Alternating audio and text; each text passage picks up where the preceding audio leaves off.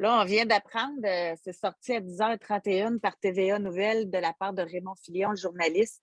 Justin Trudeau informe les provinces qu'il aura recours à la loi sur les mesures d'urgence pour gérer les manifestations contre les mesures sanitaires à travers le pays. Fait que ça a été annoncé tantôt. Créer Justin. Donc, Créer des problèmes, vous êtes obligé de les résoudre. Le plus bel exemple d'un problème qui a été créé de toutes pièces, qui n'était pas nécessaire.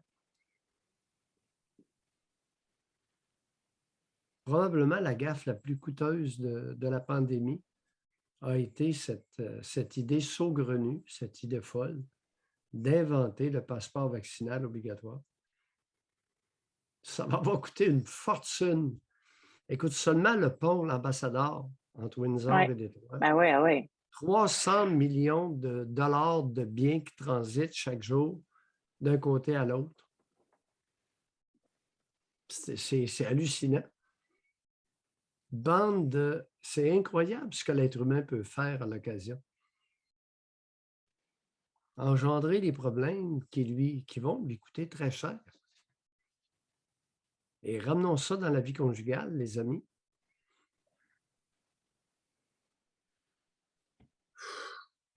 Mais là, j'imagine qu'en disant ça, ils visent Ottawa beaucoup, là. Parce qu'Ottawa sont bien installés, là. José, j'avais mentionné que le danger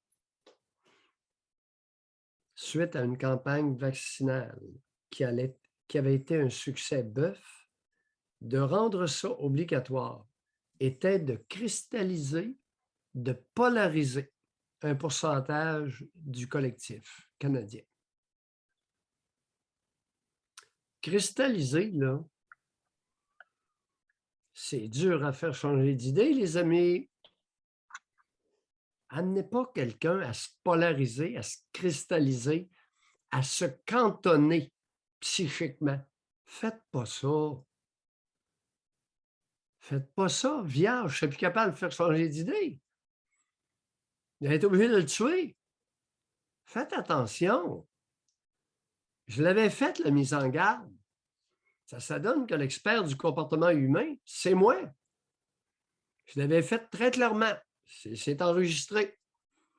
Il y a 3, 4, 5 mois, moins de 6 mois. Je n'ai pas tellement la notion du temps.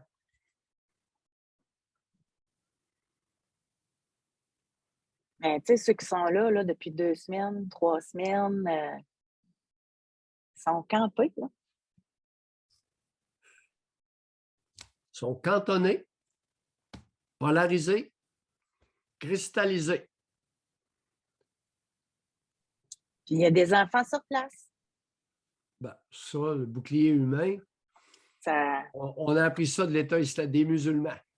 Oui, mais l'état d'urgence, là, quand il dit qu'il va y avoir recours aux lois sur les mesures d'urgence, c'est-tu l'armée, ça? C'est comment ils vont faire ça, là? C'est... Pour la première fois de l'histoire du Canada, est-ce que le Canada va envoyer l'armée contre les citoyens ontariens?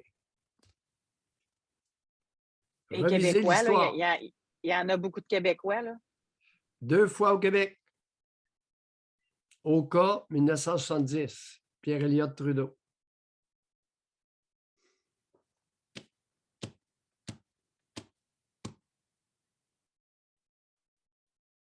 Louis Riel, Manitoba. Il a envoyé l'armée pour mettre les métis au pas. Et là, on enverrait l'armée à Ottawa. C'est un déshonneur. Mais C'est c'est un spécial. déshonneur public. Le père et le fils, les deux seuls. Hein? C'est pas mal ça, là. Ben oui, mais il y a eu la loi sur les mesures de guerre en 70, c'était Pierre-Éliott Trudeau, mais pas à Oka. Pas Oka. Oka, c'était pas. Je ne me souviens pas du premier Mais ministre. au cas, c'était C'était-tu Robert Bourassa qui était là dans ce temps-là au Québec? Non, Robert Bourassa, c'est Non? mesures de guerre en 70. Il est allé pleurnicher dans le jupe à Trudeau. Maudit OK, innocent. OK. C'est Mulroney que les gens écrivent. Mulroney, ça se peut, ouais. Puis OK. c'est Johnny MacDonald qui avait envoyé l'armée canadienne, un bataillon militaire. Puis là, sûrement que c'est aussi en vue des manifestations prévues à Québec en fin de semaine. Oui. Fait qu'il y a Ottawa, mais ça manifeste dans tout le pays en passant, là. Ça manifeste pas juste à Ottawa, là, ça manifeste un peu partout. Fait que là, on va suivre ça.